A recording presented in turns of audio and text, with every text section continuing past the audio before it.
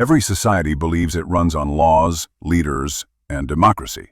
But that's not true. There is a deeper system, an invisible engine that controls everything you feel, buy, fear, and hope for. A system older than most governments. A system powerful enough to grow nations and collapse them. And here's the twist. This system is failing, quietly, predictably, mathematically. And the people in charge can't admit it, because the moment they do, the entire machine stops.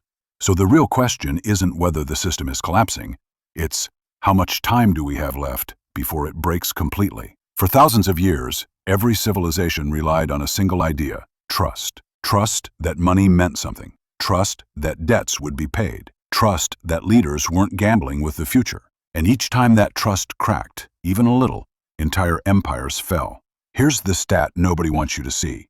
Last year, global debt hit the highest level ever recorded in human history. Not during a world war, not during a global emergency, but during normal times. It's like America maxing out every credit card before the real crisis even begins.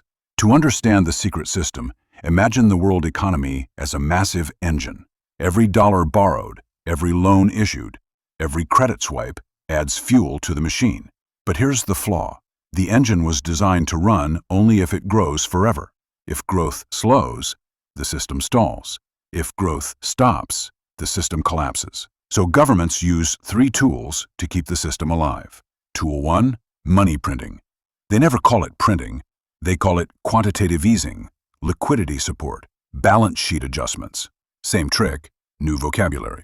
Tool 2, inflation. They say inflation is temporary, then sticky, then strategic. In reality, it's a quiet tax, the system's survival fee. Tool 3, statistical magic. When the numbers look bad, they don't fix the problem, they fix the definition. This is the growth treadmill.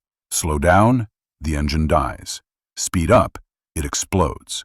But either way, the ending is the same. Crises never announce themselves. They begin when confidence dies, quietly, locally, one spark at a time. You feel it first, when your paycheck buys less, when gas jumps overnight, when rent crosses your budget. These aren't random events. They're symptoms of a system stretched beyond its limits. In the past year alone, multiple nations have defaulted or begged for rescue, not because they mismanaged their systems, but because the global engine itself is cracking. When one country falls, its neighbors shake. When a currency collapses, imports become impossible. When debt becomes unpayable, it doesn't get paid. It gets buried, deferred, hidden, until one day it can't be hidden anymore.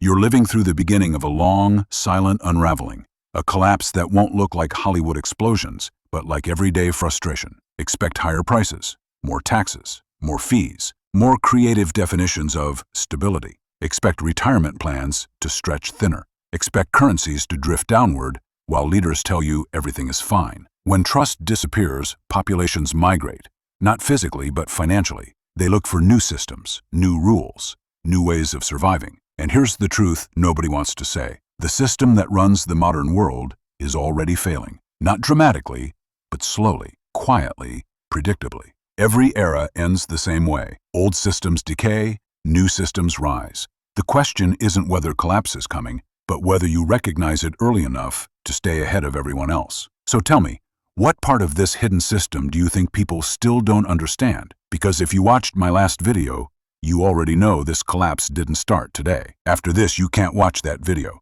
It started years ago. When the wealthy engineered a debt trap, the world is still stuck inside.